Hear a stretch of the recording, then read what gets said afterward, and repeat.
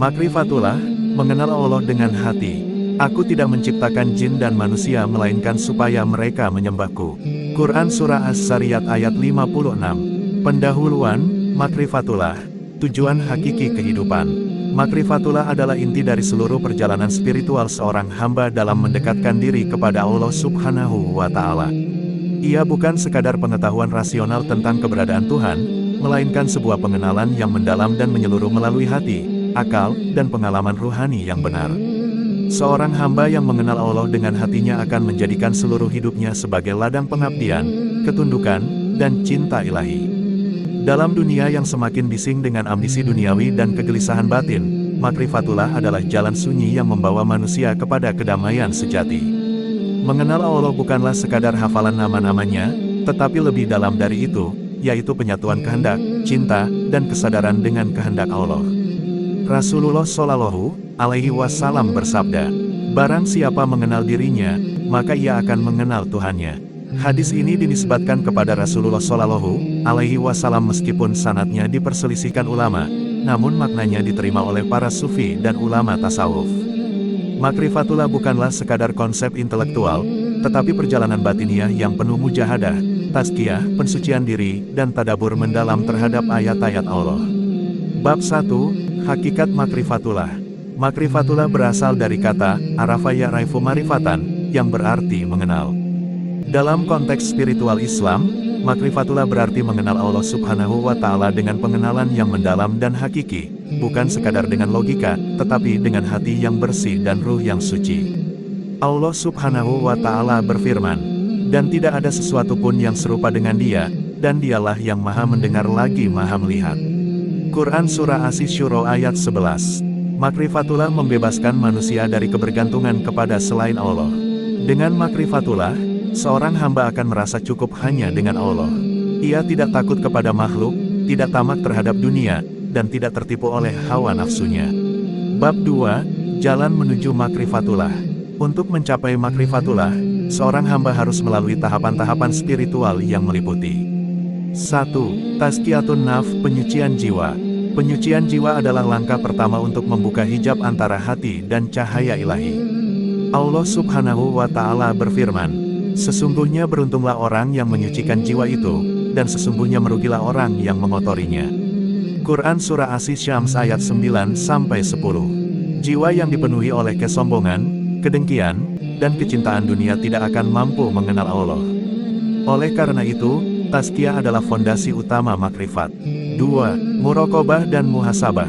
Muraqabah adalah merasa diawasi Allah setiap saat, sementara muhasabah adalah introspeksi diri. Keduanya adalah latihan batin yang membawa hati semakin dekat kepada Allah. Rasulullah Shallallahu Alaihi Wasallam bersabda, "Orang yang cerdas adalah orang yang mampu menundukkan dirinya dan beramal untuk kehidupan setelah mati. Dan orang yang lemah adalah orang yang mengikuti hawa nafsunya dan berangan-angan kepada Allah." Hadis riwayat At-Tirmidzi, nomor 2459.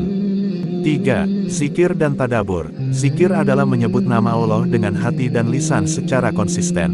Tadabbur adalah merenungi ayat-ayatnya. Keduanya adalah makanan ruhani bagi hati yang haus akan cahaya makrifat, yaitu orang-orang yang beriman dan hati mereka menjadi tenteram dengan mengingat Allah.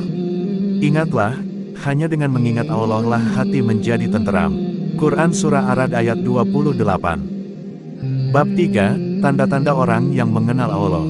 1. Tunduk dan patuh kepada Allah. Orang yang mengenal Allah tidak akan menyelisihi perintahnya, karena ia tahu bahwa setiap ketentuannya adalah yang terbaik. Hatinya merasa tenteram dalam ketaatan. 2. Zuhud terhadap dunia. Makrifatullah membuat hati tidak terpaut pada dunia. Ia melihat dunia hanya sebagai tempat singgah, bukan tempat tinggal. Sesungguhnya dunia itu terlaknat dan semua yang ada di dalamnya terlaknat, kecuali zikir kepada Allah dan apa yang menyertainya, orang alim dan orang yang belajar. Hadis riwayat At-Tirmidzi, nomor 2322. 3. Rida dan sabar terhadap takdir. Ia menerima takdir dengan penuh rida dan kesabaran karena ia yakin semua berasal dari Allah yang Maha Bijaksana. 4. Selalu ingin dekat kepada Allah. Hatinya selalu rindu untuk bersujud, bermunajat, dan bermesra dalam doa. Bab 4. Makrifatullah dalam kehidupan para nabi dan wali. Para nabi dan wali Allah adalah contoh puncak dalam makrifatullah. Mereka menjalani kehidupan yang penuh ujian, tetapi tetap teguh dalam cinta dan tawakal kepada Allah.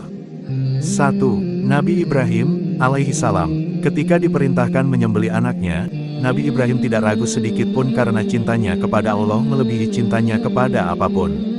Ibrahim berkata, "Wahai anakku, sesungguhnya aku melihat dalam mimpi bahwa aku menyembelihmu. Maka pikirkanlah apa pendapatmu." Quran Surah As-Saffat ayat 102. 2. Nabi Muhammad Shallallahu Alaihi Wasallam. Beliau adalah manusia yang paling sempurna dalam makrifatullah. Beliau hidup sederhana, sering menangis dalam munajat malam, dan hatinya selalu terhubung dengan Allah. Mataku tidur, tetapi hatiku tidak tidur. Hadis riwayat Al-Bukhari, nomor 1146. Bab 5, Buah dari Makrifatullah. Makrifatullah melahirkan buah-buah manis dalam kehidupan seorang mukmin. Ketenangan batin, hati yang mengenal Allah akan tenang dalam badai dunia. Cinta kepada Allah dan Rasul-Nya. Cinta ini lebih dalam dari segala cinta lain di dunia. Ikhlas dalam amal, setiap amal dilakukan hanya untuk Allah, bukan karena pujian atau pengakuan manusia. Takut dan harap kepada Allah. Ia takut akan murkanya dan berharap ampunannya.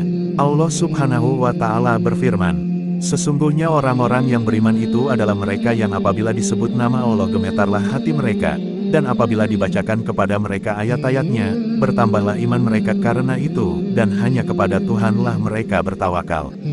Quran Surah Al-Anfal ayat 2. Bab 6, Hambatan dalam mencapai makrifatullah. Perjalanan menuju makrifatullah tidak mudah. Banyak hijab yang menutupi hati dari cahaya ilahi, antara lain dosa dan maksiat. Dosa adalah penghalang utama makrifat. Hati yang gelap tidak bisa menangkap cahaya Allah.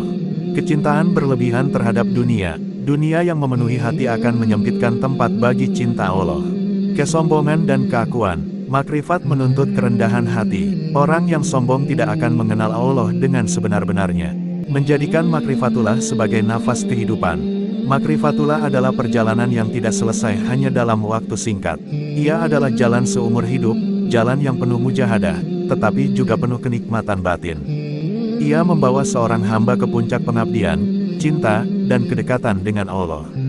Allah Subhanahu wa Ta'ala berfirman, "Dan sembahlah Tuhanmu sampai datang kepadamu yang diyakini kematian." Quran Surah Al-Hijr ayat 99. Maka, wahai diri yang sedang mencari hakikat hidup, jangan berhenti berjalan di jalan makrifat ini.